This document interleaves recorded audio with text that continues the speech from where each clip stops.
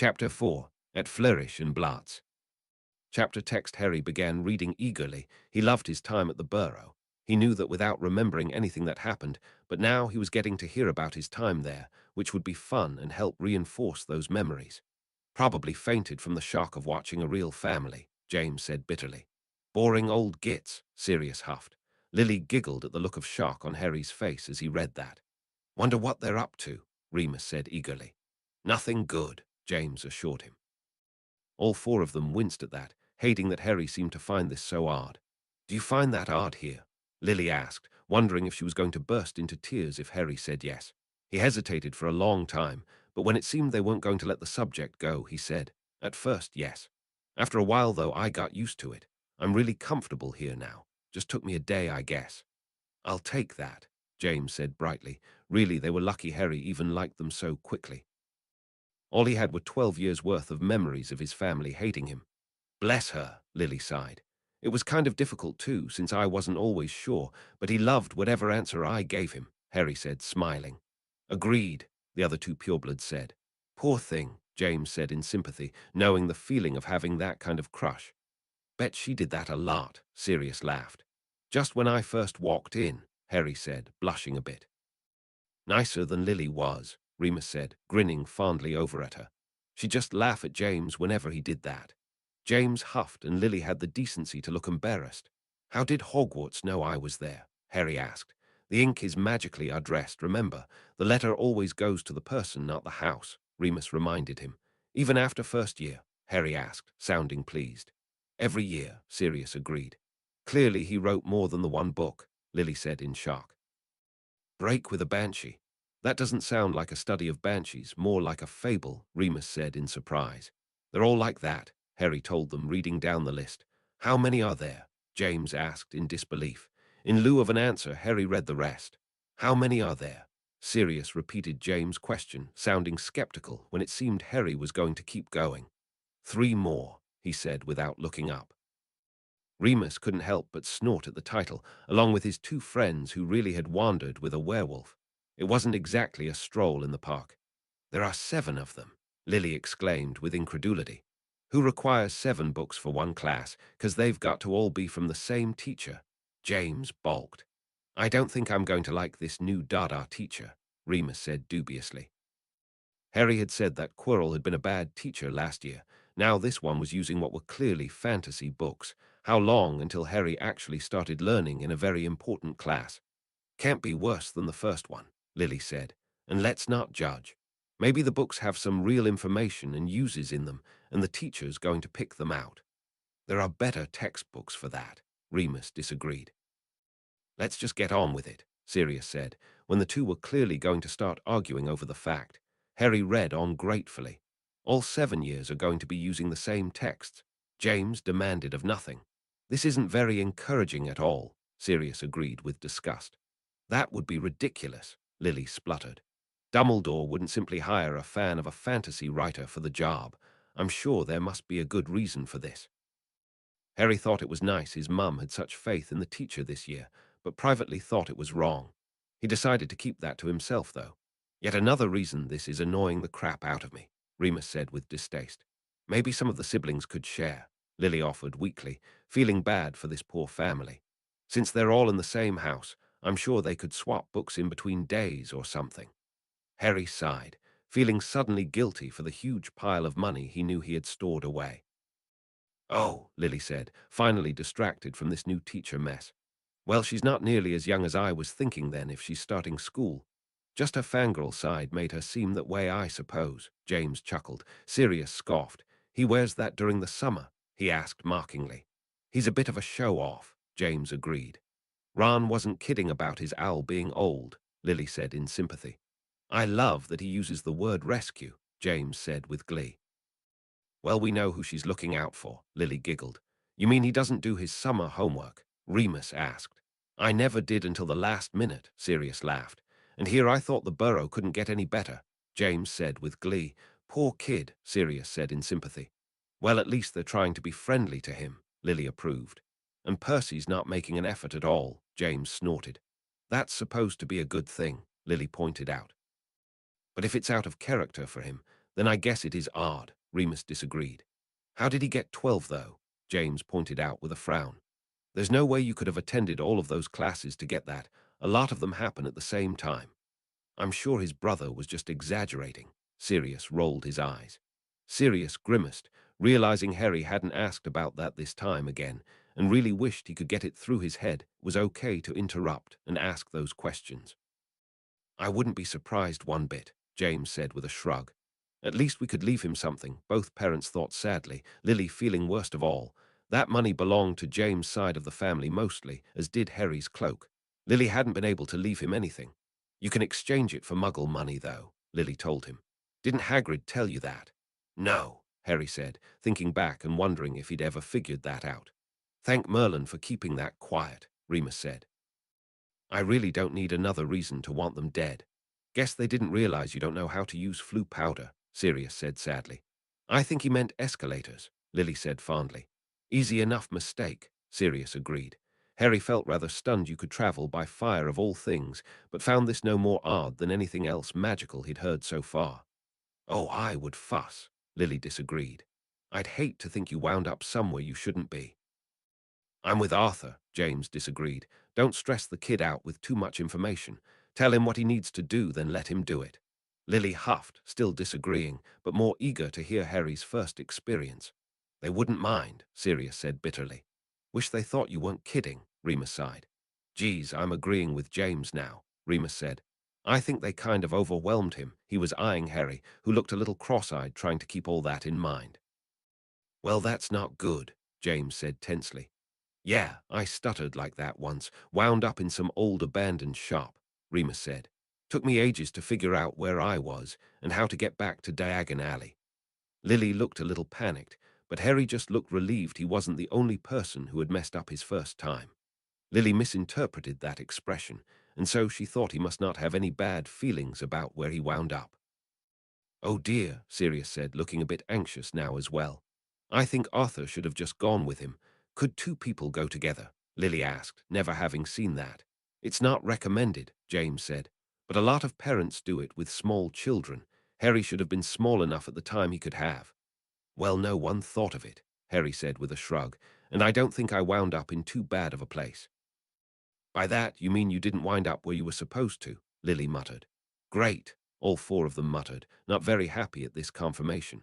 Harry needs to get out of there, Sirius said, going paler by the second. Now, why? The rest of them asked anxiously. This was clearly not a shop in Diagon Alley, but Sirius' response seemed a little worse than called for. Because the only people who shop in a place like that, we don't want Harry meeting, he responded, eyeing his pup warily. Do you know which store specifically? You know where he is? Lily asked. Not exactly, but I've got a few ideas, he said grimly. Harry looked around at them all, then sighed and just kept reading, curious himself where he was. Guessed that, Remus muttered darkly. Bloody hell, James yelped. The only worst person it could be was. No, that's about it. That was the worst person who could walk in right then. Harry nodded in agreement, knowing he wasn't going to like the person who came in with Malfoy any better. Smart kid, Remus praised. I'd rather you hide than run into them right then. Sirius had a rather bad feeling about Harry going anywhere near an item in a shop like that, let alone in one. But he decided it was still better than Harry alone running into Malfoy, and he suddenly realized whoever had accompanied him there. Bloody hell, James repeated. As all four adults groaned, they had feared this, but now it was confirmed. What could be worse than Harry, lost and alone, running into someone who was most likely a Death Eater? One of the worst ones at that, right in Voldemort's inner circle. Harry, I really want to know where you have gained all of this awful luck from. It seems like if it can't get any worse for you, it will still somehow get worse than that. Sirius groaned, his face in his hands. Harry couldn't help but agree, wondering how it could get worse and knowing it just might. Like that little prat could ever make the Quidditch team, Sirius snorted. Harry pursed his lips, unwilling to admit that he had a feeling about that as well. Jealous much, James smirked. I'm sure every student in the school was jealous of that, Lily agreed. Not that good, Sirius scoffed in disbelief. Ignoring the horrible sides of the two games he played last year, what's more impressive? Staying on a bucking broom your very first game, or breaking the record for the fastest snitch catch in his next one? Both, Remus decided. Both are equally impressive and more than merit Harry's place on the team. Wish I wasn't, Harry muttered under his breath. He'd give anything to not be famous. Geez, I don't think Snape even whined this much, James scoffed. Severus never whined, Lily snapped. He cursed you lot to high heaven, but he didn't whine. Three boys exchanged a look, annoyed she was still defending him, but after last year not willing to argue the point. Oh, bollocks, Sirius groaned again, this time looking truly upset and pushing his hands against his eyes. What? Lily gasped. I've got good news and bad news. Which do you want to hear first? He asked without looking up. The good news, Lily said at the same time James said. The bad news. Sirius snorted and said, he's in Knockturn Alley at a store called Borgin and Burke's. What was the good news? Lily demanded. The good news was I know where he is, Sirius said, finally looking up and forcing a cheerful smile on his face. He's not too far from Diagon Alley, but he's in one of my dad's favorite shops. I think I heard the good news in that, Remus said slowly, eyeing both Harry and Sirius warily. As long as Harry hides long enough, then he can get out without being seen. But he doesn't know how to get back to Diagon Alley, Lily disagreed, still worrying her lip. He could still get lost, even if he is close by. I make it back fine, Harry reassured them, noting that both of his parents kept getting tenser the longer this went on. I run into someone else there. I think it's a good someone, though. Who's the good someone down there? James asked in concern, wanting to believe Harry, but knowing very well that if Harry ran into anyone down there, it probably wouldn't be good. Let's just read, Harry said patiently. I'm sure it's going to be fine. That's business, Lily said shortly. Very curious to know about this, James said, eyes gleaming. If he could put Moody on to this now, 11 years before Malfoy would have even been expecting it, he would prove to the head Auror for sure that he was serious about this career. In all the wrong ways, Sirius spat bitterly. Harry tensed up in disgust as he read this, along with everyone else in the room. Arthur Weasley is worth 12 of you, James snapped. Then he and Harry shared a smile at this old joke. I can only imagine, Lily muttered, her eyes lighting as well, and Harry, if you can, I'd like to hear more about this Muggle Protection Act. It seems like something I'd like to help him with. Harry shrugged. I didn't know too much about it, but I'm sure you can talk to Mr. Weasley about it now. Something like that must be in the works years before it's at this stage. Lily nodded, agreeing wholeheartedly. Creepy thing, Sirius shuddered in disgust. Not really, Remus muttered. James couldn't help but snort, unwilling to admit that was a good comeback. Here's hoping, Sirius said cheerfully. Then Harry won't have anything to do with him. Don't start hating on a genius when I doubt you've ever cracked open a book, Lily said hotly. Why does he even know the exam results? James asked. Bribed someone probably, Remus said in disgust. It should never have been counted at all, James said through gritted teeth. Children to terrify, Death Eaters to visit, busy schedule, Sirius agreed, sarcasm dripping from every word. Guess a cursed necklace would be pretty inconspicuous, Lily agreed sadly, thinking that Harry's odd look was for the act of the object, not realizing he was trying to understand why he may vaguely recognize this thing later in life. Never thought I'd be thanking that man, Sirius sighed in relief. Probably, James agreed darkly, wishing Harry had gotten just a hint of where those items were being kept. Good, Sirius breathed. I didn't want Borgin catching you any more than the Malfoys. Now I just want you out of Knockturn Alley, Lily agreed, shivering in disgust. It didn't say which way you set off, Sirius said with worry. Remember which way you headed. Harry puzzled for a moment before saying, I'd gone left from the shop. Sirius nodded, looking relieved, and said, Okay, you started going the right way, got a few more turns, and you'll be right back in Diagon Alley. Should I be worried you know that area so well? Lily asked. I went there a lot as a kid, Sirius said with a shrug. You should be grateful. I know exactly where Harry is, and could guide him out of there easily. Lily nodded, agreeing with him, but unwilling to remind him right then that, no matter what Sirius said now, it wouldn't do Harry any good in the book. Something I'm both grateful for, James said sadly, and vaguely upset about since now you've no idea where to go. Note to self, take Harry into the deep, dark, creepy places of the wizarding world, so that if ever he gets lost down there, he'll know where to go, Remus said, forcing a cheerful tone into his voice. On one condition, Lily snapped. I want at least James or Sirius to go with you. Remus nodded, understanding Lily's logic. She, a pretty public and well-known muggle-born, couldn't go down there with them, but James and Sirius, though blood traitors, still had a status that was hard to ignore. Not good, very not good, James started muttering, getting a little jittery again. You, Lily muttered, crinkling up her nose in disdain and hoping Harry's eyes were deceiving him. Why would she even have those? Harry demanded in disgust. No good reason, Sirius muttered, thinking of a couple of dark and advanced magic that tended to require human body parts. I know that West Country accent, Lily said with glee. That's Hagrid. Thank Merlin, James breathed. What's Hagrid doing down there, though? Remus asked, unable to help a spike of confusion and wariness. Don't question it, Sirius smirked. Just thank Merlin. Did that, James said proudly, all fear gone and joking manner back now that he was sure his son was fine. I imagine he would be a bit angry, James said agreeably. Harry hasn't written to him in months, then he runs into him at a place like that. Well, let's hope he lets Harry explain, rather than trying to give him a pig's tail. Remus said, lips twitching. Though they had all been relieved once Harry had mentioned Hagrid, they couldn't help but be even more relieved that Harry was now back in familiar territory. That would cap off this perfect day, James said, trying not to laugh. I ducked, Harry chuckled. I can never thank Hagrid enough, Lily beamed. He looks out for you so well. Rude to ask like that, but I am curious, Lily agreed. Oh, suppose he doesn't want them eating up his garden, Remus nodded.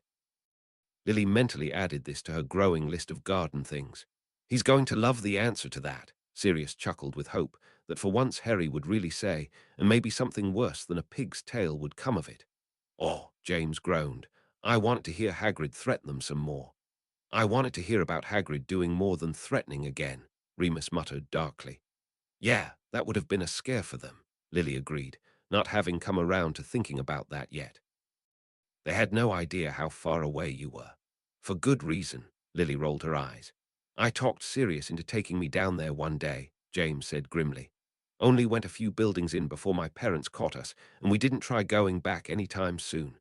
Lily smiled sadly at the mothering her son was finally receiving, while all of the boys rolled their eyes at the same thing. Eavesdropping much? Remus asked, lips twitching. I think he's allowed, since they were hardly whispering, Lily pointed out, and right in front of him. That's not what she meant, Lily sighed. She was just telling him to be careful. But to put it in that way, and in front of all of his kids, James disagreed. She could have been a little better at phrasing it. Lily just snorted, thinking men are far too sensitive. That will make Arthur's day, Sirius said brightly. Harry grimaced, suddenly wishing he hadn't found the Weasleys until after he'd been down to his vault to avoid the scene he knew was about to happen. Lily noticed the look and asked, So, does that mean Hagrid handed you your key at some point? He had it last year. Oh, yeah, Harry agreed, only answering with half his attention. He gave it back to me last year in case I need to come on my own. Oh, dear, all four adults murmured. Even Remus wasn't that badly off. Then again, he wasn't feeding a huge family plus school supplies, though if he couldn't find a job soon, he would be. The other three were trying to think of ways they could help wizarding families like this, while Harry simply wished the Weasleys would accept his offer to take at least half the money in his vault. Can see that being a problem, Lily agreed out loud. She's such a killjoy, Sirius snorted, without really meaning it. Nocta and Ali could be dangerous, even to a pure blood if they didn't know what they were doing. Why was he in there? Lily asked, confused. And who would keep broken wands in their shop? James snorted. It's not like they're good for anything or can be fixed. He was looking at a book. I guess he and his family went in there a lot to shop. Harry shrugged. Charming, James snorted. You know, he did assume Ron was being sarcastic, Remus said, frowning at this. Ron really might have been trying to start a conversation with him. No, Harry said honestly, fighting back a smile. Ron was being sarcastic. Well, ambition can equal power if you do it right, Lily said sadly, but please tell me someone told that boy that power goes to your head. Judging by his attitude, Sirius laughed. I'm going with not. Since his parents praise him for it, in fact, I'm going to outright say he doesn't think that one bit. Lily shook her head sadly, knowing there was nothing she could do about it. Geez, did the whole of Hogwarts decide to come on that day? Remus laughed. Great, another book by him. Sirius snorted. Let's hope it doesn't get assigned as well. Seems we've found another of his fans, James said, grinning. Hermione would squeal at meeting anyone who wrote a book, Sirius joked. Why are they standing in line? Lily asked. Does Marley own a copy of Magical Me? She might, Remus shrugged. No, Harry said. All of Lockhart's other books were in the back where he was signing his autobiography. If we wanted those stupid books, we had to wait in line. James gave Harry a puzzled look, wondering why his son's first instinct was to call them stupid, but said nothing. Rude, all five of them sniffed in disdain. Was that supposed to impress me? Sirius asked snootily, because it didn't. Oh no, Remus groaned, along with everyone else in the room. It's going to be like that stupid leaky cauldron scene all over again, Lily agreed disdainfully. With any luck, one of the Weasleys will step in, Remus said hopefully. Then he noticed how red Harry's face was getting, with remembered embarrassment, and he lost hope in that idea. Let go, James grumbled, much more irritable than he might normally have been. He just hated the idea of anyone forcing his son to do something he didn't want to do. Again, is that supposed to be an impressive accomplishment? Sirius scoffed. Bloody Pratt, Sirius hissed. When would he leave the poor kid be? If he doesn't move his arm, I'm thinking about adding him to the list, Remus said in disgust. You've got my vote, James agreed. Big-headed bloody Pratt, Lily agreed. Harry paused, looking round at his family, but none of them really knew how to react to this. Well, Remus said slowly, I suppose he is still better than Quirrell. His books may still hold some good content, Lily agreed cautiously. So it will be good for them to get a teacher who knows a little about those magical creatures. I'm kind of ticked off the jerk set his own books on the list, Sirius snapped. He's promoting his own sales. I don't like him just because of the way he's acting around Harry now, James snorted. But I've got to agree, as much of an ass as he seems, he's still better than the last guy. Harry simply shrugged. He had a bad feeling about Lockhart, but of course he couldn't really remember why. How I was able to hold 8 books that size and not fall over was beyond me, Harry muttered in disgust. I bet you wouldn't even take that as charity, Lily said proudly. Since they were free too. Yep, Harry agreed. Mrs. Weasley thanked me for it all night, but I liked doing it. Now what twat do we know that calls Harry by his last name? Sirius said in false puzzlement. Probably not a teacher, so most likely a student, Remus agreed, Mark confused. Who do we know that's already been seen in Diagon Alley today and loves mocking Harry? James said, pretending to look stumped. Harry was laughing at the lot of them. He would never get tired of watching these 3 men joke around. No way.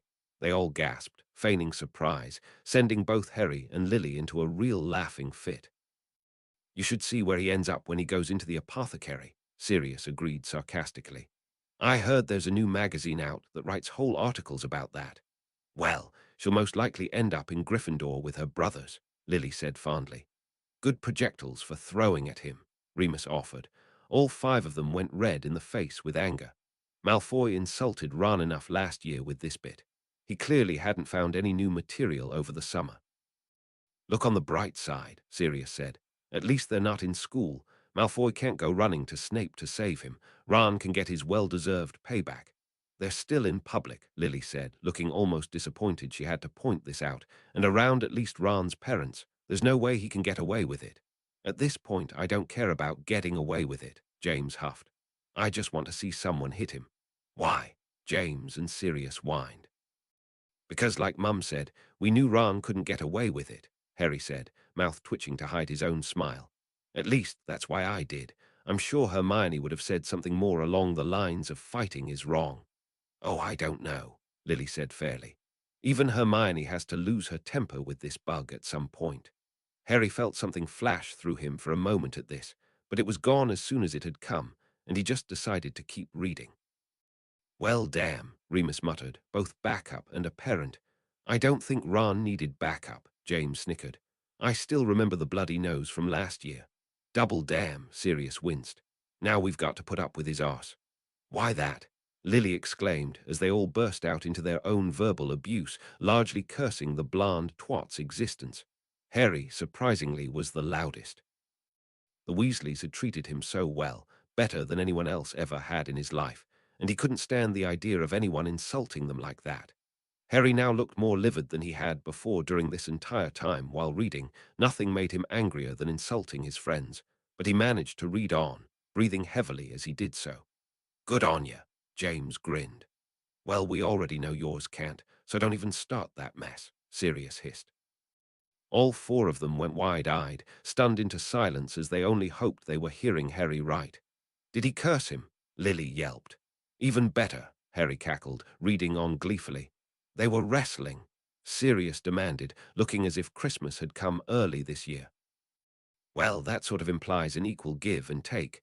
Really, Mr. Weasley was just punching Lucius Malfoy in the face, who wasn't reacting very well, so I wouldn't exactly call it wrestling," Harry said, sharing a proud look with all of the boys. Lily pursed her lips, knowing she would have been in Marley Weasley's shoes at the time, but privately thinking she would have liked to throw a punch or two herself. "Oh," the boys groaned. "Sorry, but I'm rather glad," Lily shrugged. "Malfoy would have been getting his wits back about him soon, and we all know the kind of nasty spells a Death Eater would have sent at him," she explained to their mildly offended look. They still huffed, but decided this whole instance was a good payback for now. "Malfoy got a hit in?" James asked in surprise. He didn't seem the type to throw an actual punch. "No," Harry shrugged. "A book did that." "I'll take that," Sirius laughed. "Very hard by Mr. Weasley," Harry added on, noting the book hadn't said that. "It looked like it was going to be a fantastic black eye." "Well, I applaud him for the irony," Remus said, making as if he was going to start doing just that. Sirius smacked him lightly, though, so Harry could keep going. "Tail tucked between his legs," James cackled. "I'm sure he would have wanted someone to at least apologize for that," Lily agreed. "Don't blame the chap for not stopping them, though," Sirius snickered. "Why?" Remus asked in bewilderment. "You mean to tell me they've never seen a fight in their life?" "Yeah," James agreed. "They were lucky only a few books got thrown around. Wands didn't even make an appearance." "They are muggles," Lily defended. "It's fair to say that this was only their second time in a place like that. It would have been kind of scary for them to see this. They're probably wondering if brawling is commonplace amongst wizards." All three boys just shrugged. They still didn't really get it. "Standing up for yourself," James nodded sagely. "The best thing to teach your kids." Lily rolled her eyes. That was not the point either of them wanted to make, but she didn't disagree with him either. "And my opinion of him just got a little higher," Sirius laughed. "Really? Mine just went the other way," Remus snorted. "While I don't blame Arthur one bit for his actions, what idiot would want to say that was a publicity stunt?" "Someone who spins their career however they can," Lily agreed with Remus. James, made to laugh, caught Lily's eye, quickly stifled it, which caused an eruption of giggles from Remus and Sirius to occur. "That's the end of the chapter," Harry said, tossing the book over to Remus. "You didn't get lost again, did you?" Lily asked, concerned. "No," Harry said with relief. "Ron told me earlier how to use it properly without panicking, and it helped that I knew where I was going to end up." Chapter 5. The Whomping Willow. Chapter text. Remus took the book from him, unable to stop himself from smirking back and saying, "Remembered me this time, did you?" Harry blushed slightly, but quipped right back, "Well, maybe if you didn't try to snatch it away from everyone else." All four of them laughed appreciatively at that, happy to see that Harry was finally beginning to joke around with them a bit more. "A first, I'm sure," James muttered to himself, determined not to be let the misery linger. It was official. As all four of them winced, they then knew that it was never going to get easier hearing that kind of comment. Yet they smiled all the same, happy Harry had a good time with his friend. "None, if I can hope," Lily muttered. "Because with any luck, the Weasleys will just pick you up from the train station at the end of the year." Harry grimaced, knowing full well that wasn't going to be the case, but hoping along with the others all the same. "I think she's spoiling you," Sirius said a bit cheekily. "Like you're any better," James snorted. "I've seen you giving him sweets every time you think Lily's not looking." "Thanks for ratting me out," Sirius huffed, while Lily looked around at him and said, "Sorry, wasn't listening to that. What were you saying?" None of them could suppress a smile at this, while Remus decided to keep reading, grinning broadly. "With so many people running around, I can imagine," Lily agreed. "Ouch," Sirius winced. "Why?" Lily asked. "She already knows it can fly." "What more harm could it do her to know you enchanted it to do that?" Avoiding a confrontation, James offered. "A five-seater car couldn't possibly fit 8 people without magic anyway. Does she really think all Muggle cars are like that?" Lily asked in disbelief, still stuck on the previous topic. "Wizards tend to be as ignorant about Muggle things as Muggles are about wizard things," Remus replied with a shrug. Sirius chuckled and said, "Let me guess, someone forgot something." "I'm surprised his parents went back for that," Lily said. He told them it was something else, but I saw him shoving that in his pocket, Harry said, grinning. Now that's actually important, James agreed. What with him being on the Quidditch team and all. His parents could have sent it to him. Lily rolled her eyes. Harry felt an odd tightening in his gut at the mention of this, yet all of the adults were shaking their heads and continuing to laugh at this, James and Sirius wondering what Percy would demand the car be turned around for next. Surely this had no real importance. That is cutting it pretty close, Lily agreed. I'm sure they all get on just fine, James reassured. Harry had already relaxed again, ignoring his last odd feeling. He was sure his father was right. He made it to Hogwarts that year.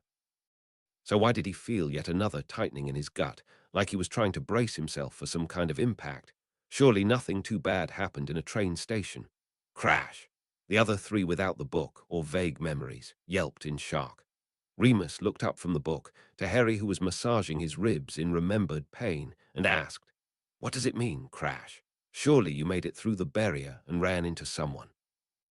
None of them believed this, however. Harry looked very disgruntled and confused at something and said, "No, we crashed. I don't know why, but we missed the train. Someone stopped us," or he trailed off, looking frustrated again. The four of them exchanged uneasy looks, but then Sirius said, "I'm sure the Weasleys noticed that the two boys didn't make it. They'd have apparated outside the station as soon as they realize what's going on, then they'd come back inside to figure this out."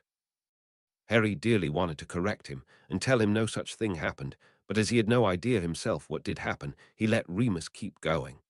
"That owl must have felt so abused all summer," Lily said sadly. "It's not like they chucked her over there on purpose," James huffed. All four of them released uneasy breaths. Yes, Harry had said that he missed the train, but they didn't really like hearing this confirmation. "Why would you need it?" Remus asked. "I've no idea why Ron asked," Harry said honestly. Instead of getting angry at yet another reminder of those twats, James pretended to faint in shock and then gasped, "You mean they gave you some, ever?"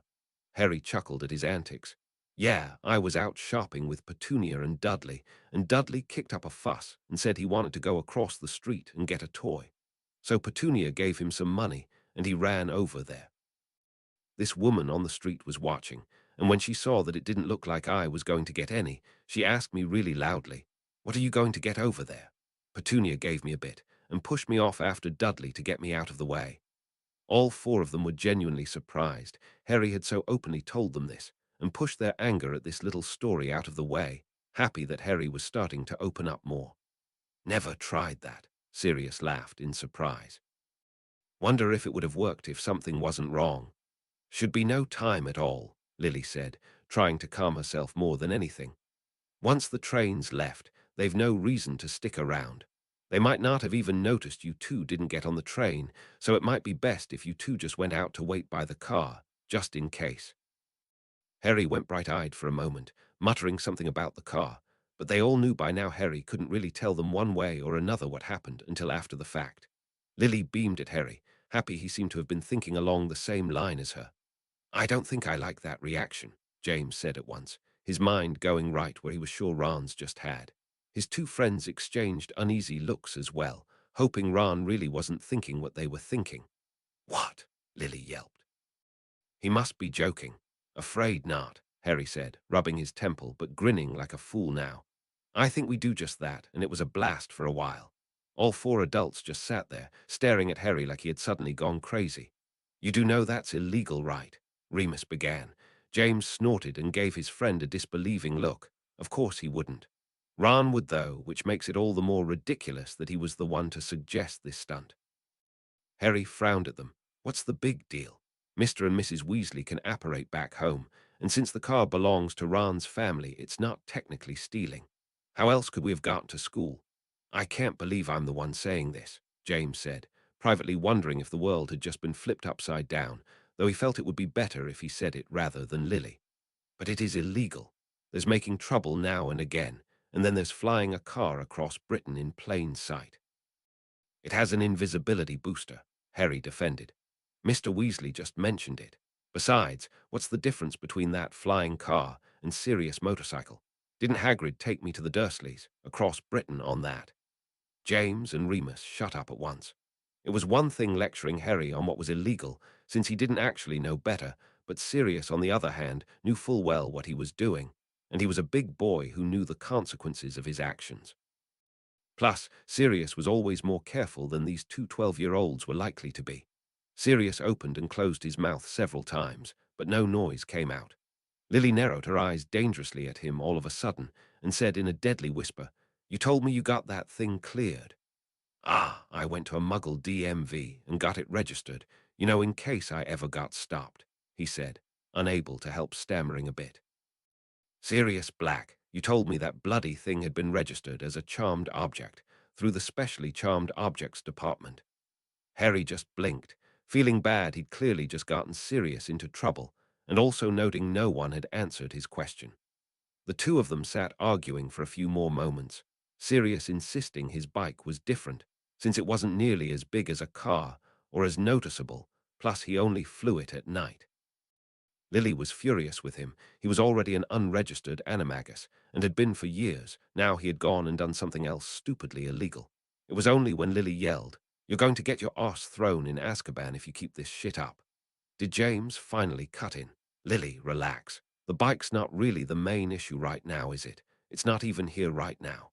He ignored Lily as she muttered, "And it never will be. So how about we get back to the book yet? I want to see Harry make it to Hogwarts all right, car or no car." Lily sighed in defeat, but relented for now. Remus hurried back to his reading, knowing full well this argument was far from over, and hoping to hurry on while he could. Harry gave Sirius an apologetic look, mouthing sorry at him. Sirius, while still looking rather harassed, smiled right back. He didn't blame Harry for that. Lily was bound to figure out about the bike eventually. "I wouldn't call not being able to get to school a real emergency," James said, trying to toss some humor back into the heated room. No one commented with him. Remus couldn't help but chuckle for real at that and said, "Remind me again, did Ron want a career in the ministry? 'Cause, if you ask me, he's off to a great start." All three boys laughed. "I'm just impressed he knew it was in Section 19, Lily said, cracking a smile once more. They all sighed in defeat. Harry had already admitted to them that Ron's idea was exactly what they had done, but it didn't make them feel any better hearing that out loud. "That's a problem I didn't think of," Remus agreed. "Since the twins drove it to Surrey and back, we had no idea if Ron knew how to. Not to mention, they don't exactly have Hogwarts' address." Harry smiled at him and said, "Ron knows what he's doing." "Clearly not," Lily huffed, wanting dearly to remind her son of the illegal part of this. Then she blinked and realized she'd never fully explained that part, having instead started yelling at Sirius. She would have to explain the problem fully to Harry after this chapter, and to Sirius too, it seemed. "Fun experience, huh, kid?" Sirius asked, unable to help grinning over at him despite how worried he was Harry might get in real trouble for this. It was clear the two 12-year-olds hadn't thought this thing through. Lily narrowed her eyes dangerously, still pissed at him beyond belief, and unwilling to admit she was a bit worried for him as well. The ministry already had a dark eye on him because of what his family had done. Now he seemed to be doing everything possible to get himself into hot water. James and Remus would be heartbroken if Sirius did get into real trouble, but none of them took her warnings, no pun intended, serious. "Oh," all five of them said at once. Lily went from furious to worried in an instant, asking, "Invisibility charms wear off like any other. How long ago did Arthur put that on the car?" "I've no idea," Harry groaned, unable to believe his bad luck. "Don't suppose you decide to land and give the whole thing up?" Remus asked. Harry didn't even bother to answer that. Harry blinked, wondering why a giant snake would seem so odd of a reminder of his second year. All of his family around him still looked worried sick, probably fearing he was going to get caught doing this. He had a stronger feeling that they might just be right, but he still didn't get what the big deal was. "I remember that feeling," Sirius said, sharing a smile with his two friends, though still not relaxing. He wouldn't feel confident Harry wasn't out of trouble until at least a week after this incident. "What's an airplane?" James put in, slightly put out that Ron clearly knew what that was and he didn't. Remus tried to think of the most basic way to explain them by saying, they're like cars in the sky. They've got wings that propel them on fuel and are used to travel Muggles long distances." James nodded happily at the explanation, and then chuckled a little harder now that he got what Ron meant. That, I can imagine, would satisfy Ron, Sirius agreed, chuckling. Planned on leaving it on the front lawn, did you? Remus asked, trying to fight back a smile and attempting to remain analytical about the situation. Well, we did intend to give the car back to Mr. and Mrs. Weasley, so we weren't going to try and hide it. Harry shrugged. As far as he and Ron were concerned, they'd had no reason to think about it. Just thought of something, Lily said briskly, rather annoyed the three boys, while having been upset at first, now seemed to have brushed the severity of the issue out of the way already. What do you think Arthur and Marley are thinking when they've come out and found their car stolen? Harry knew the answer, having asked Ron this. Ron said not to worry about it, that they might not have gone back to the car at all. They might have just apparated back home and left the car there until the beginning of next summer anyway, he said quickly. Lily highly doubted this. Just because they didn't need the car doesn't mean they were just going to leave it laying around, but there was no sense in arguing the matter. Do anything for long enough and the fun wears off, James agreed. I've been thinking about that as well, Remus said, in response to Harry's question. And I'm wondering if it might have been Darby again. All four of them looked at him. Then after a moment's pause, Lily said slowly, I suppose, if he realized his first attempt to get Harry to stay away from Hogwarts didn't work, he might try something as witless again. I don't buy it, Sirius scoffed. That house elf's already gone and done some really weird things, apparently without his master's permission. How would that even work? Just because Harry couldn't get on the train doesn't mean he couldn't get to school by some other way. Just because Harry got in trouble at home doesn't mean he couldn't go back to school. James argued back on Remus' side, it seemed. Darby clearly doesn't know how these kinds of things work. Sirius still didn't look very convinced, but he said, Well, I don't know. I guess I can't think of anyone else trying to stop Harry getting to school, but it still seems unlikely. Harry sat watching them, rubbing his temple and wishing he could put an opinion in. Every time he opened his mouth to try, though, the sure feeling he had disappeared, leaving him muddled and confused. Were the effects of this memory charm ever going to leave him be? The others, it seemed, had stopped turning to Harry in hopes of getting an answer out of him, realizing it only pained the poor boy.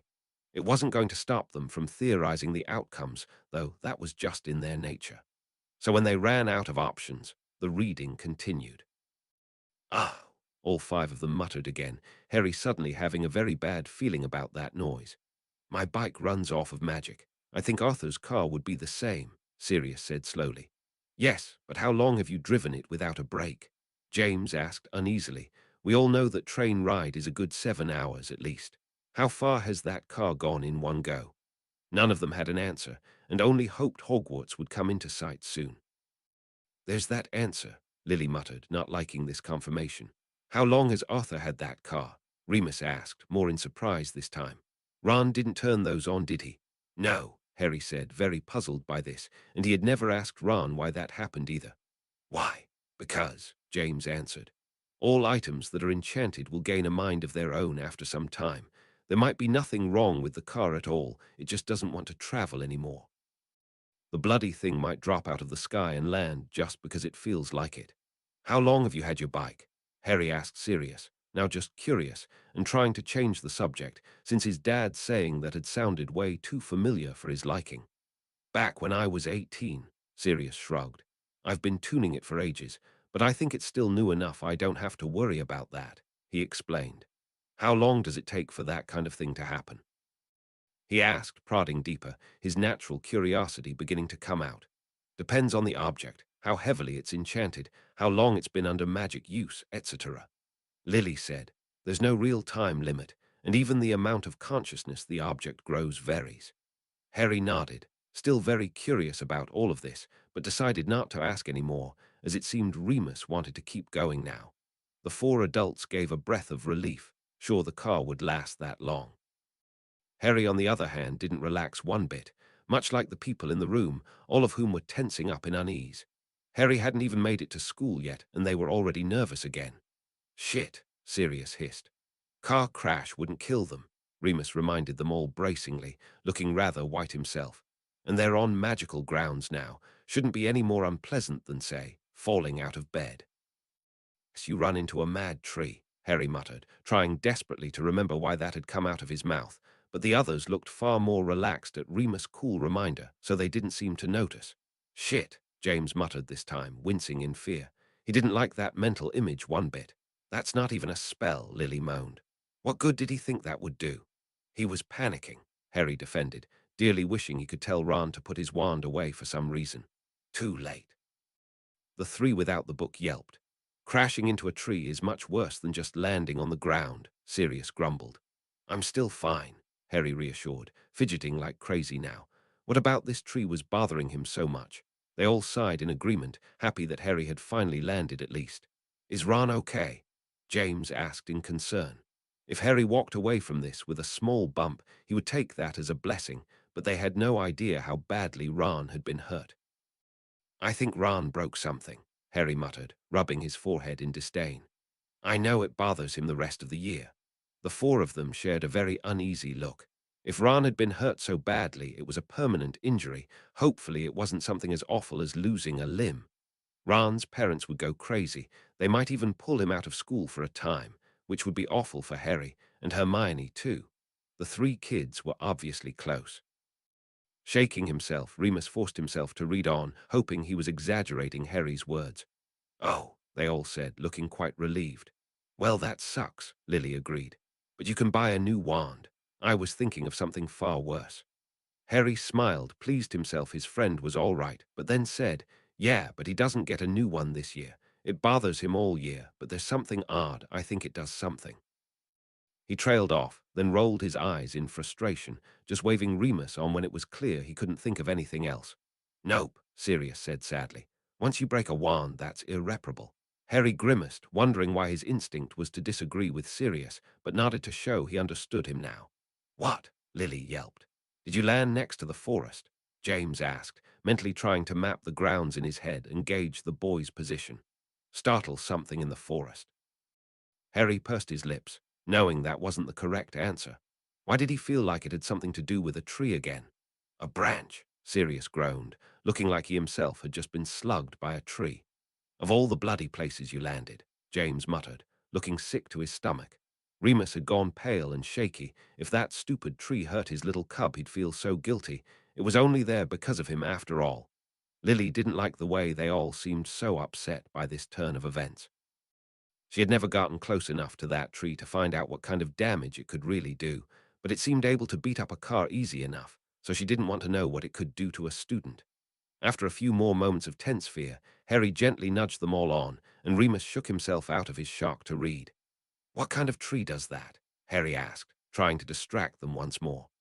A whooping willow, Lily answered, when it looked like the boys were still too upset to. We would crash into a tree that hits back, Harry chuckled weakly, but none of them laughed, still too afraid, knowing firsthand the kind of damage that tree could do. Why did I have to get this chapter? Remus mentally began yelling at himself. He would never forgive himself if this stupid tree got his cub and Ron hurt. He should have had Dumbledore rip it up after he left school. James and Sirius desperately wanted to point out to Harry a way they could stun the tree for a moment so that they could make a run for it, but knew it was pointless, as for the moment they were reading a book and not actually there with him. Lily clutched Harry's hand again, just wanting some reassurance her boy really was okay and not currently trapped in a car being beaten by a tree. Wish it did rip its roots out, Sirius huffed, color beginning to return to his face.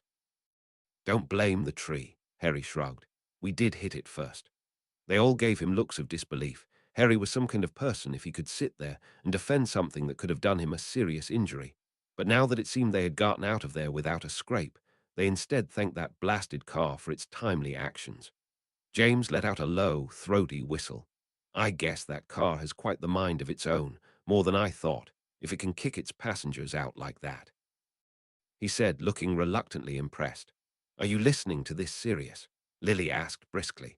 Sure, he said with a shrug, managing a small smile for her. Don't run my bike into the whooping willow. I don't know why you thought I'd need to remind myself of that, but if it makes you feel better, he trailed off. She huffed and tossed a pillow at him again, which he easily caught, and then laughed at her fully, finally releasing the tension from the room. She didn't come to see me for ages, Harry remembered. Well, she did kind of go through a lot that summer, Lily said fairly. But she did forgive you, right? Remus asked, trying not to laugh. After all, an owl that doesn't like its owner isn't one you'd want to have around. Yeah, she does, Harry said, smiling now at the confidence he felt in that simple sentence. Where did it go? Sirius asked in surprise. I thought it would just die on the front lawn. Harry pursed his lips, knowing he couldn't answer no matter how much he wanted to. Didn't think of that, Lily agreed. I guess now the Weasleys can't get their car back. I'm sure Arthur can get another one, James shrugged. I'm sure Marley won't let him, Remus snorted. After all the trouble this one's caused. Still none of them except Harry laughed at that joke, not finding it any funnier when Ron said it. Did you make it there before or after the train? Sirius asked. After, Harry said, pondering for a moment and saying, yeah, I think we look into the Great Hall and see the students being sorted. He shrugged then, just happy he could remember this odd detail at all. How did Remus get a singing chapter again? James huffed. I don't think I hear the Hat's song, Harry said, running his hand through his hair. I don't hear it again for a while anyway. They shrugged, accepting that Harry must have walked into the Great Hall after the sorting had already started. Then a grin cracked over Sirius' mouth as he said, That means you got away with it. What? Lily asked. Harry got away with what he did. None of the teachers should notice the difference if Harry and Ron come in a little late. They can lie and say they were held up on something. Unless Marley and Arthur know for sure that Harry and Ron took their car, no one should know about what they did. He finished, sounding far too excited as far as Lily was concerned. Remus and James looked rather pleased Harry wasn't going to get in trouble, but Harry and Lily disagreed, each for their own reasons. Still a very happy memory, James laughed. With any luck, sacked. Sirius whispered for Remus alone. Despite admitting he had been wrong last year, he hardly liked the man even now. Remus grinned at him and couldn't help but agree. I'm sure the feeling is reciprocated, James said. Unlike his friend, he hadn't bothered to keep his voice down, earning a dirty look from Lily. James threw Lily a superior look, though she just rolled her eyes. Surely, she thought, Harry was just exaggerating. Bollocks, all four boys hissed. James continued, of all the teachers who would have come outside right then.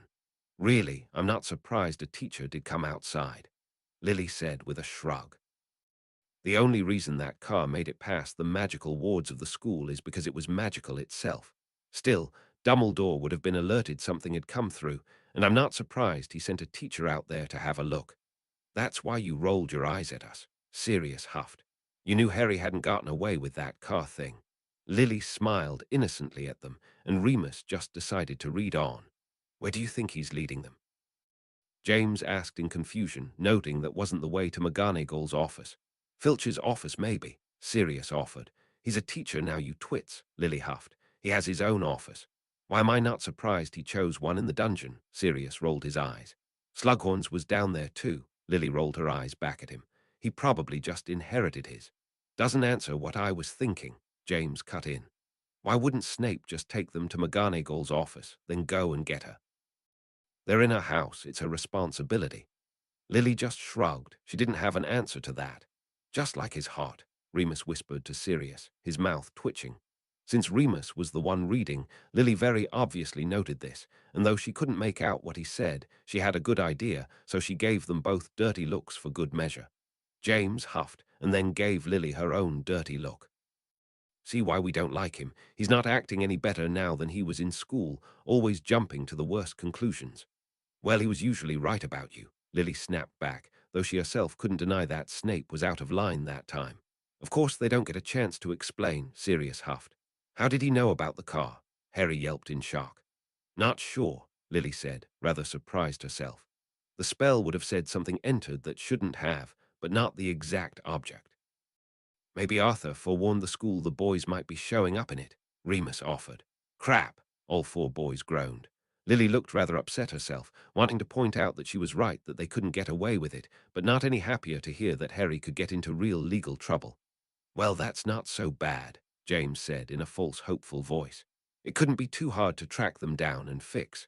Lily gave him a scathing look and said, That's not the point, James. The whole fiasco will be hell for the ministry to clean up, and Harry and Ron could still be facing charges for breaking the law. James flinched, and Harry was beginning to feel real fear. Was this bad enough to get kicked out of school? Sirius and Remus noticed this, and while Sirius gave Lily an annoyed look for scaring her own son like this, Remus reassured him. "Don't worry, Harry. I don't think you'll be more than warned again, being underage. Fined at most. It's not bad enough to be kicked out of school or anything, though." Harry looked relieved, while Lily looked mortified about scaring Harry so much. She did help make the laws, though, so she felt it was her responsibility to inform Harry of these things, along with the overgrown children too, it seemed. Lily pursed her lips, hoping dearly Arthur wouldn't get in trouble for this. It wasn't his fault Ron and Harry did what they did after all. Harry did look contrite enough now, though, so she didn't say anything aloud. "Oh, like you care about that," Sirius snapped. "You're probably holding yourself back from thanking them for it." Harry blinked, finding this a rather odd statement, but nobody else looked like they needed an explanation, so he stayed silent. "You should have done that in the first place," James huffed, still annoyed by the whole thing. "Probably the second," Sirius laughed. "You haven't really done too much to get on a bad side, to be honest." "Oh, come on now," Lily rolled her eyes. "She wouldn't have cursed you. Just a reaction," Harry shrugged, better safe than sorry. "Bet that ruined Snape's vibe," James laughed. "Anything can be obvious with the benefit of hindsight," Lily was the one to say to her gobsmacked son. She thought he now understood the full repercussions of what he had done. It was obvious he at least now felt guilty for his actions, though she was still determined that she would explain fully to him the whys and wherefores later. Before Remus could continue this time, the alert charm went off again, and James jumped to his feet to go fetch baby Harry. He came back in cooing to his son, asking him if he was hungry. It took James no time at all to get the baby's lunch ready, and to get himself reseated and feeding so that Remus could continue. Sirius had to cough to cover a laugh, never growing tired of his old teacher's wit. Harry looked stunned at this turn of events, but he was the only one. Remus was nodding and saying, "Yeah, something like this. I'm not surprised Dumbledore would have to at least make an appearance." "He can have that effect." Sirius grimaced in remembrance at that look. All four of them snorted in disbelief at this, but didn't bother to interrupt. Harry must know that Dumbledore wouldn't have bought that. "Well, I'm clearly not the only one who was thinking it," Harry said, feeling relieved they had been wrong. "Not today," Sirius snorted. "Reassuring," James laughed. "Shut it," Remus grumbled before Sirius could butt in, quickly reading loudly to cover up the old joke. "Ouch," Remus winced. "He certainly got his point across," Lily said, noting Harry's suddenly very concerned look. All three boys couldn't help but snort at this, rather annoyed all the same at him. "Tosser," James huffed, like he cared about that tree. He was clearly just looking for a reason to get Harry into trouble. "Still better than Snape," Sirius said with a shrug. "Oh," Lily cooed. "Reminds me why I liked her so much. She always did care about the students first." "Snape didn't even mention that," Remus agreed. Harry beamed with pride, while the others simply looked pleased. Remus couldn't read all of that without half laughing through the whole thing. James laughed boyishly, though the baby in his lap didn't seem to take notice as he was still eating eagerly. Grinning from ear to ear, he said, "I feel I must applaud that, as I just had a very fond sense of déjà vu myself of all of our awful excuses as to why she shouldn't take away points." Harry laughed, though he was thinking that it wasn't worth much if McGonagall still took the points away. "Did they ever work?" Harry asked. "Sometimes," Sirius said, eyes shining with his own remembrance. "Depends how much thought we put into it. Honestly, she might just let you get away with that one." Remus read on gleefully, knowing one way or the other he was just as proud of Harry as his two friends. "Oh, yeah," Sirius cheered, throwing his arms in the air. "He got away with it." Lily decided she couldn't be mad either. Harry just seemed so happy that he had made these boys' day. "I'll take that," Remus said with a shrug. "Better than anything else that could have happened," James and Sirius agreed.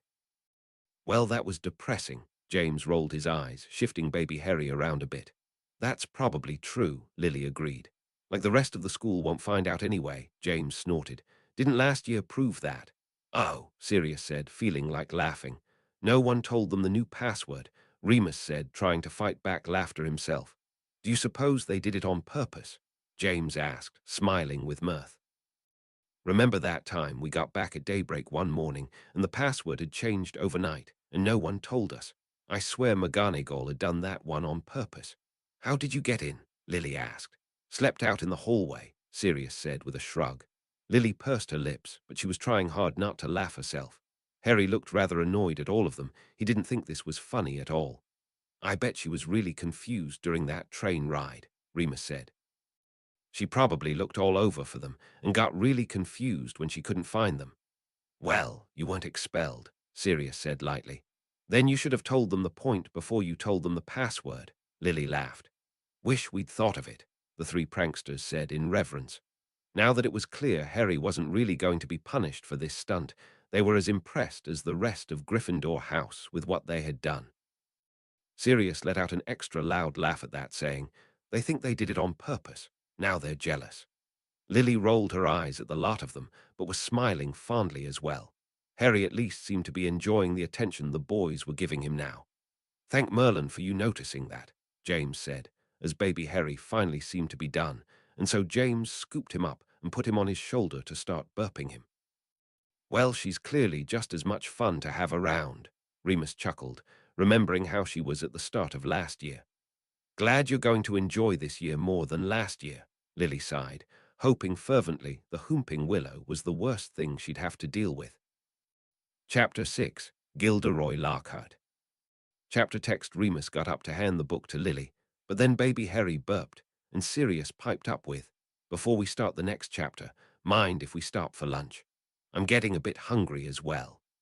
Lily rolled her eyes, but a glance at the clock showed they had been at this for a few hours now. She suspected they could have been much further along if not for the near-constant interruptions, but agreed she was feeling a bit hungry as well. So she turned to Harry and said, "Want to help me make some sandwiches?" Harry beamed and quickly agreed, following his mum into the kitchen and not understanding why the boys behind him were giving Harry sympathetic looks. While in the kitchen, Lily ended up doing all of the work, while in the process giving Harry a full account of why what he had done had been wrong. Explaining the laws in detail and almost pleading with him that, should anything like this happen again now, he would get a hold of at least one of them. Harry agreed, admitting he had done wrong and verbally saying he regretted his rash actions. By the end, his mum was beaming at him and ended by giving him a loving kiss on the forehead, then waving her wand and bringing the plate of food and drinks back into the living room, where they all sat around and ate. After everyone had eaten and drank their fill, Lily whisked the dirty plates and cups back to the kitchen where they began washing themselves, and when they were done would put themselves away, and Lily picked up the book to begin her chapter, then grimaced in annoyance. She had been hoping Harry would have a better year than the last one, and this wasn't starting off very well. "Glad I just ate," Sirius laughed.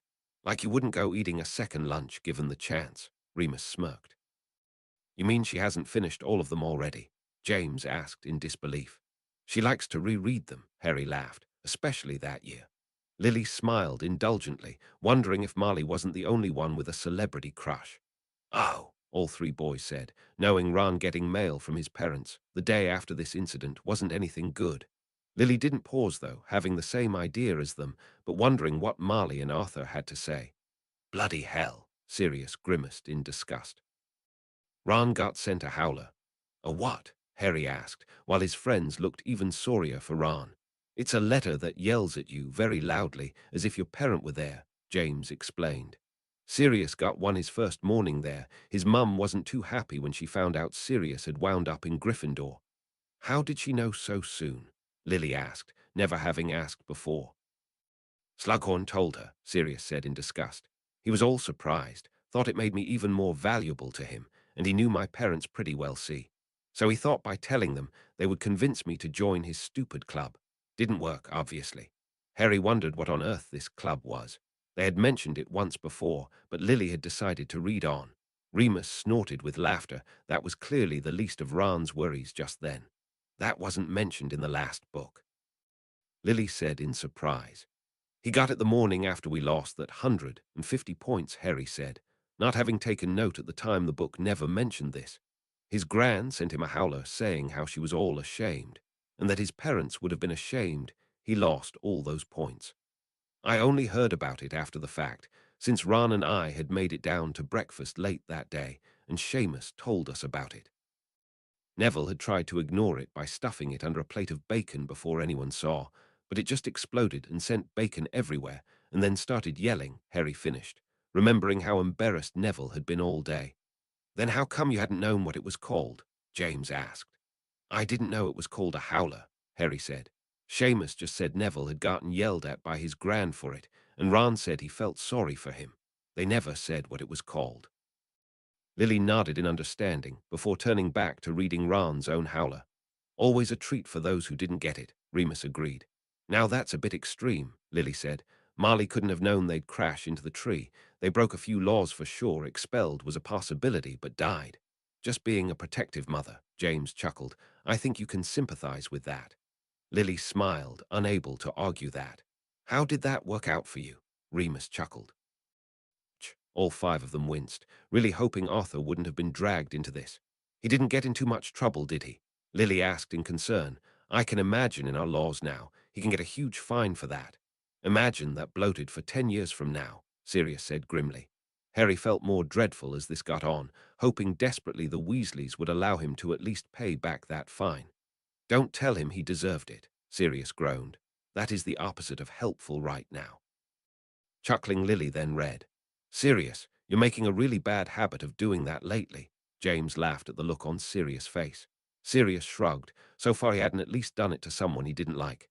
"You shouldn't feel too guilty," James offered. "It was Ron's idea." "I still feel bad," Harry muttered. That same guilt mirrored in him now. None of them could think of any other way to comfort him, so Lily was hoping to get his mind off of it for now by reading. "There's the highlight," Remus said brightly. Harry smiled weakly at him, still straining himself as much as he could without worrying the others whether or not he had paid the Weasleys back in some way. "Well, that was sweet," Lily said in surprise.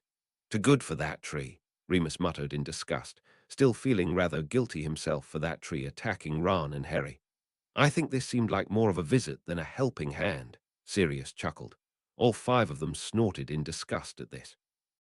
Even Harry, who had only known Professor Sprout for a year, knew that she was one of the best in her field. They all sincerely doubted Lockhart, no matter how much he seemed to have traveled for those books, knew better than Sprout what to do. "For some odd reason, I don't see that happening," Sirius said, feigning sincerity. "Whatever Lockhart was saying, she clearly didn't like it," Remus said in surprise. "He seems the annoying kind, if this small conversation with this group of students is anything to go by," Lily agreed. Sirius shuddered in disgust. Noticing this, Harry cracked a smile and said, "First dragons, now the plants. You have a lot of problems with these things, don't you?" Sirius gave Harry the stank eye, unable to decide if Harry was trying to mess with him or sincerely curious. Chuckling, Lily decided to just keep reading to save Sirius from answering that. "Don't touch those," James said conversationally. "I'm sure Sprout is fixing to say the same thing, but I just felt like pointing it out now," he said when Lily rolled her eyes at him. "Yes, she does," Remus sniffed in disdain. "That's the second time that Jerk's gone out and grabbed you like that," Lily huffed, "and he really needs to stop it." "At least there's not a camera around this time," James said in disgust. Now all five of them snorted in disgust. This guy was turning out be a real prat. "Probably for the best," Lily said. "So he didn't," Sirius said in mock disappointment. "Any idea what he's even talking about?" Remus asked. "Nope," James said, shrugging. "I think he was just looking for another opportunity to talk to the famous Harry Potter." Harry grimaced in disgust, thinking that sounded right. "You know, I still have no idea what he's talking about," Lily said. Remus puzzled for a moment, but then shrugged and said, "I can't think why Lockhart could blame himself for that, unless he blocked them from the train."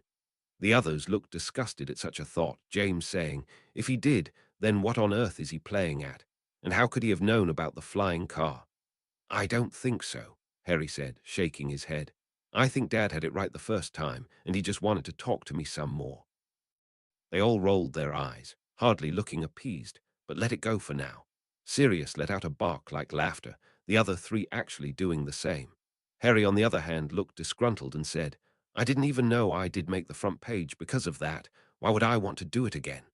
"Well, he clearly doesn't know anything about you," Lily said soothingly. Harry looked like he was getting really annoyed by this. "I'm sure once you explain, he'll back off." Harry sighed in frustration and just pointed back to the book, having a bad feeling that wasn't going to be the case. "This guy's an arse," James decided. "He's not even letting him speak," Sirius agreed. I don't care what kind of teacher he is. Now I'm just annoyed by him, Remus huffed. Lily nodded sagely, agreeing with the lot of them. It was clear to her Harry didn't like him, which put Lockhart on her bad side to begin with. I think he's actually talking about his own head now, Sirius snorted. I sincerely doubt it, Remus huffed, since Harry hadn't been able to get a word in this whole time. Did he just call you a nobody? James gaped. The most famous name in all of Wizarding World. I wish I was a nobody, Harry muttered. He hated his fame, and Lockhart wasn't being any kind of helpful to him. And I'd actually agree, Sirius grumbled, since the only reason we know who you are is because you were an attention-seeking prat. Let's see, Remus began sarcastically, the whole of the Wizarding World, not to mention the centaurs of all things. That's not even getting started on, okay, Harry said, going red in the face. I don't like being reminded of that. Remus smiled apologetically at him, but Harry quickly said he didn't want an apology, he just wanted to get past this, so Lily did just that. Is he ever going to shut up about himself? James demanded as he realized how long this one conversation had droned on. I think he's almost done, Lily said, glancing down the page a bit. Good, Sirius huffed, because if I have to hear about one more thing he's done, I might actually lose my patience with this guy. Because you had so much to begin with, Remus chuckled. Good riddance, James grumbled.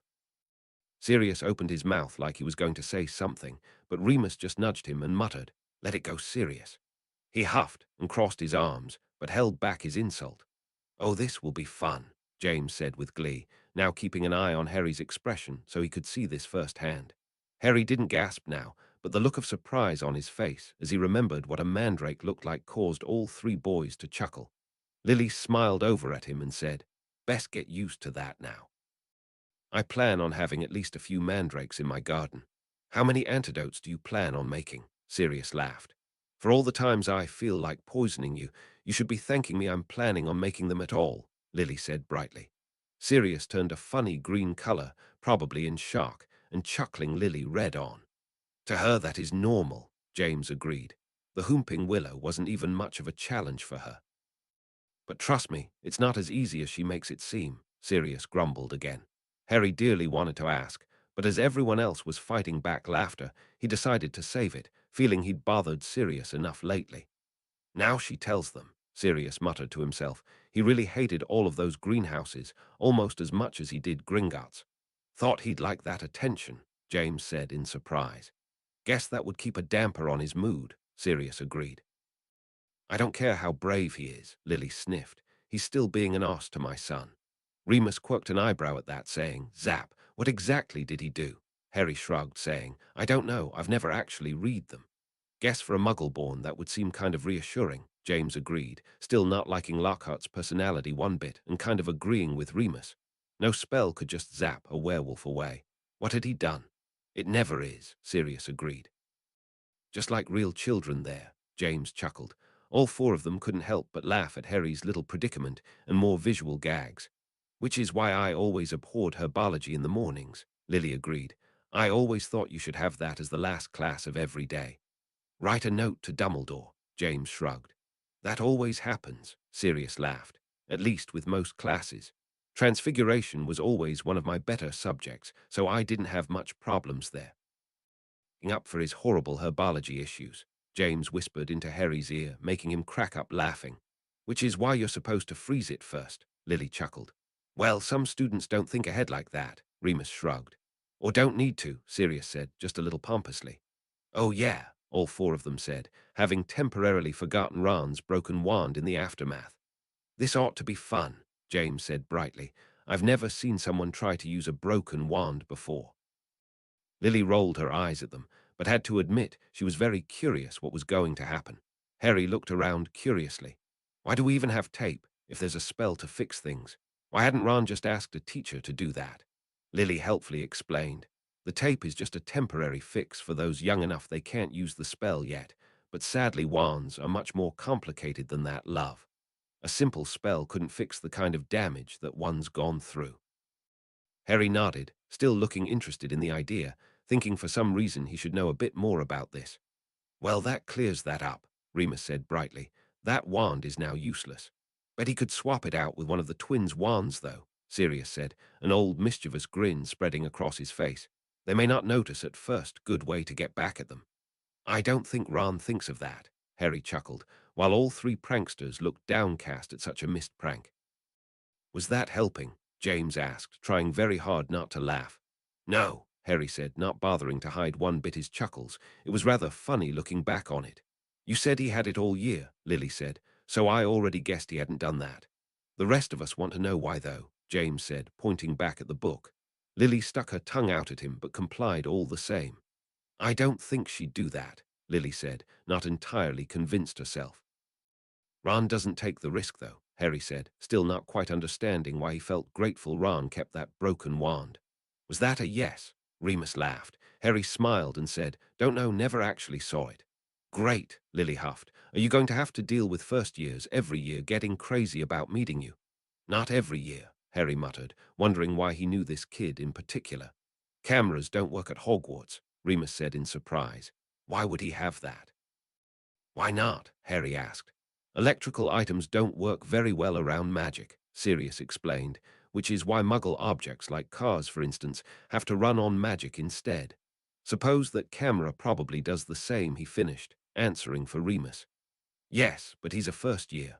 No way would he know how to do something like that, James disagreed.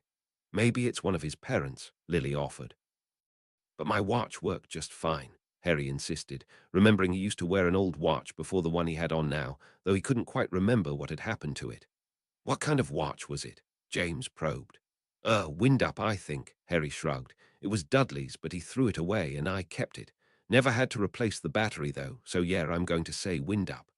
Well, that's why, Remus shrugged. It doesn't exactly run on electricity either. Harry nodded in understanding before letting the matter go. Harry winced and rubbed his temple again. There was another old name he should have known. This feeling wasn't getting any better. All five of them sighed. They really didn't like the way Harry's fame seemed to have somehow gone up higher than last year. Prove it to who? Sirius asked. The only people he would have showed that to are fellow wizards, who are probably in his year, mind you, or muggles who don't know who he even is.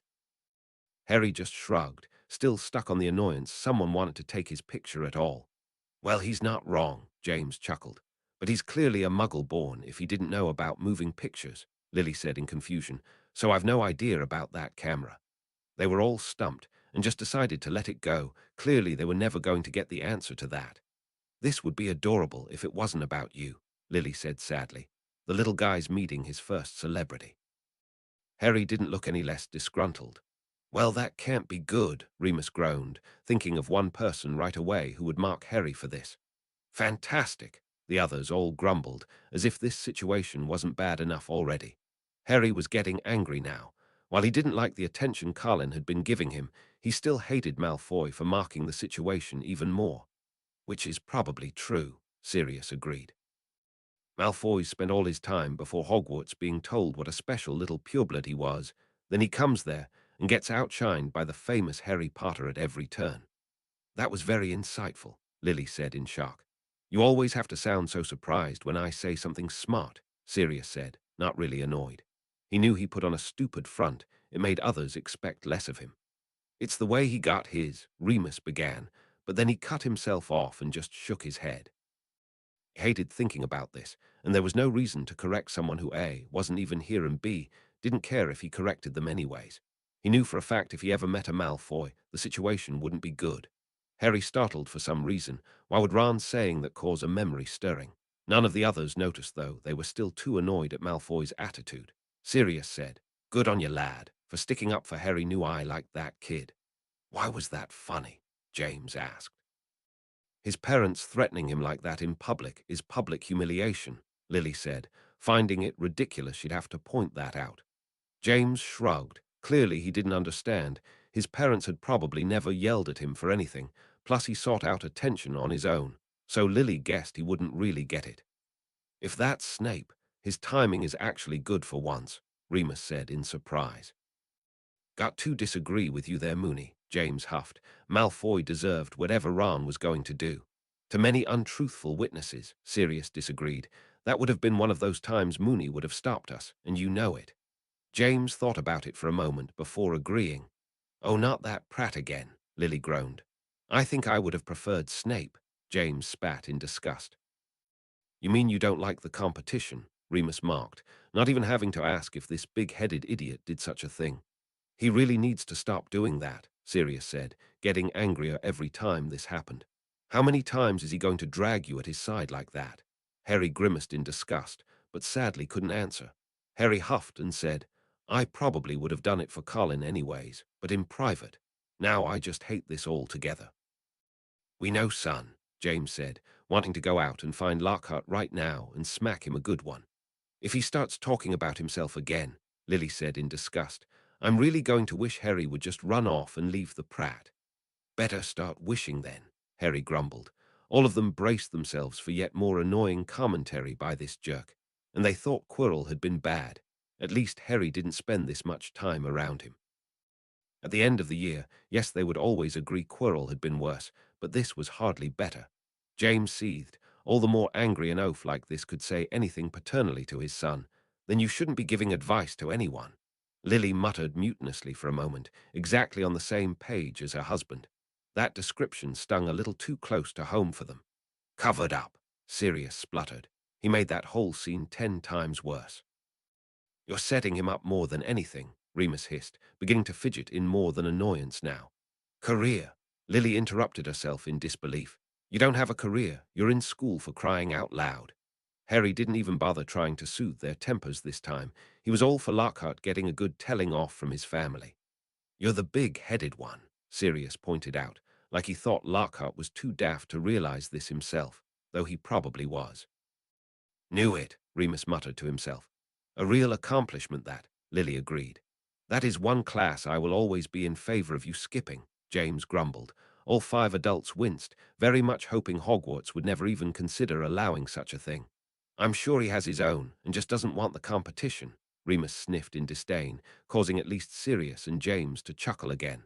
I thought he'd be pointing at the troll, James said in mock surprise. How'd he get that, a beauty pageant? Sirius snapped. An honorary member cause he doesn't know how to really get in, Remus snarled. He didn't care what those books said he'd done now. He wasn't going to believe a word of it until he saw that for himself. That's the only one I'm willing to believe, James huffed. That is the 3rd time you've mentioned that award, Lily scathed. Was that actually supposed to be funny? Harry asked. No, all 4 of them said. You assigned them, you twit, Lily hissed. Wish they hadn't wasted the money now, James grumbled. Hopefully they can sell them back, Remus huffed. Oops, Harry muttered, knowing full well he would fail this quiz, since he knew for a fact he hadn't read those books. It's all right, Lily said, surprising Harry. Normally I'd be a little more upset you didn't even crack open the text, but after the way he's been acting, nobody could blame you. Harry smiled at her, pleased she wasn't upset. What does that have to do with any of his books? Remus asked in surprise. Lily's brows nearly went up to her hairline as she continued reading down the list. All 4 boys sat there, looking gobsmacked. Remus was the first to shake it off and spluttered, what did any of that have to do with defense? Are you saying none of those questions asked anything important from those books of his? James asked. Nope, Harry said, looking as disgusted as the rest of them. My personal favorite one was, what is Gilderoy Lockhart's favorite hair care product? Sirius made a few gagging noises. While still in shock, Lily read on. Again, I feel I should demand relevance, Remus huffed. I'll take Kimbell any day of the week, James agreed. She had been an odd witch, but she still tried to teach them something. Sirius opened and closed his mouth a few times, but he was running out of insults to this idiot. Remus, on the other hand, looked a bit curious. He clearly had an ego the size of Hogwarts itself, but was he sincere about the harmony thing? The more he heard about it, the more he really decided he wanted to read Lockhart's books for himself. Don't need to imagine that, James said, seeing the same look mirrored on Harry right now. Guess I'm not surprised, Lily said with a shrug. Finally, Sirius rolled his eyes. I don't care what he's got in there, at least he should be showing them something relevant to the class now.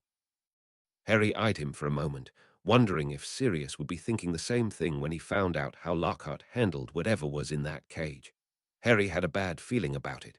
Remus looked genuinely intrigued now. Lockhart must have seen some fascinating creatures through his travels. He had clearly brought some back. He might take back all of his insults to the man if he showed Harry something worthwhile. Now all 5 of them were admittedly curious. the room having gone a bit silent. Despite their ragging, maybe Harry was finally going to get a decent education from this pompous teacher.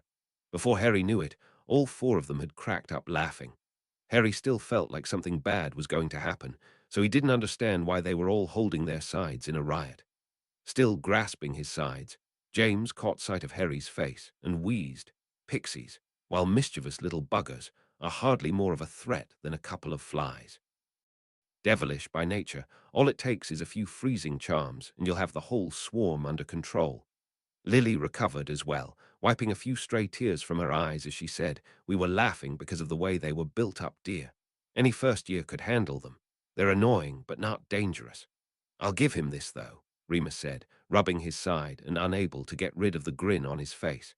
"That is relative to the class. More than those stupid questions anyways. He built them up, yes, but it is something half of them may not know about. It shouldn't even take up the rest of the class to explain how to deal with them properly." Sirius was still having spurts of laughter on and off, so he couldn't comment at all. Harry wondered why, after their reassurances, he still felt like things got out of hand. Finally, having settled down enough, Lily kept reading. "Can't argue with that, but Seamus has more restraint than us at not outright laughing," Sirius said, finally gaining his normal breath back. "How many were in there?" James asked. "About 20 or 30, Harry said, "enough that I couldn't count." "That's a lot to keep on hand," Remus said in shock. "You should only have a dozen, tops. That's more than enough to demonstrate." "Yes, Remus, we all know you have 7 years' worth of lessons planned out," Sirius said. "I do not," he snapped, going red in the face from embarrassment. "So you really would want to be a teacher?" Harry asked, remembering his friends mocking him for this earlier and feeling suddenly eager all over again. Professor Lupin, he knew he'd recognized that. Was it possible? "Like to sure," Remus said with a shrug, "but it's never going to happen. So can we move on?" he said almost pleadingly to Lily. She gave him a very sad face.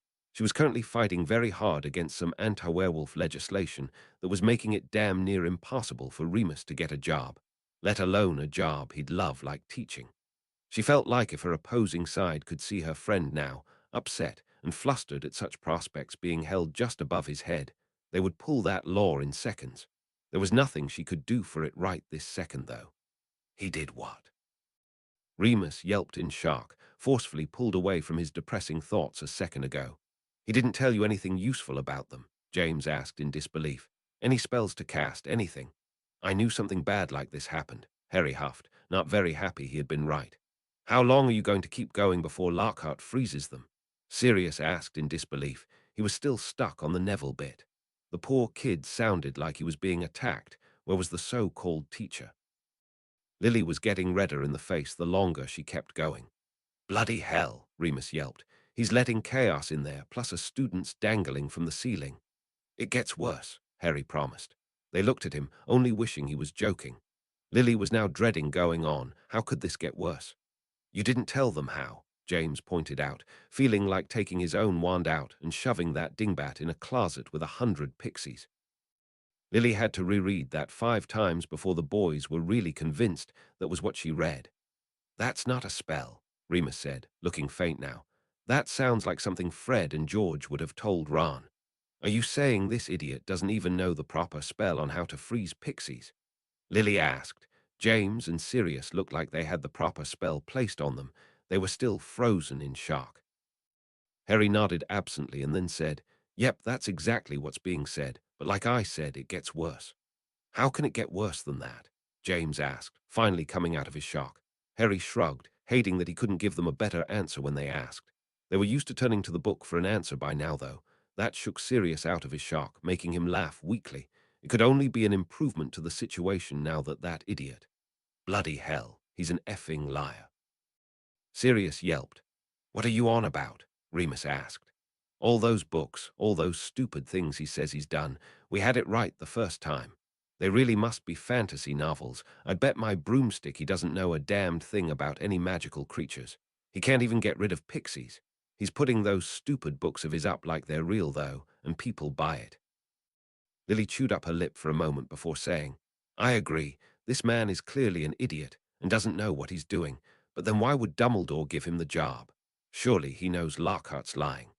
Probably the only bloke who applied for the job, and he had no choice, James said in disgust. How long has this post been cursed now? Seems the headmaster's getting a bit desperate. They all looked annoyed beyond all reason now. This lying idiot was teaching students nothing all year. Lily was almost shaking with anger. She truly hoped someone outed this jerk by the end of the year, and the whole wizarding community demanded their money back. Poor kid seems to fall from a lot. James winced in sympathy. He didn't break anything again, did he? Remus asked in genuine concern. No, Harry said, feeling relieved that this wasn't the bad thing he remembered. This time the boys really didn't believe Lily had read just that until they saw it for themselves.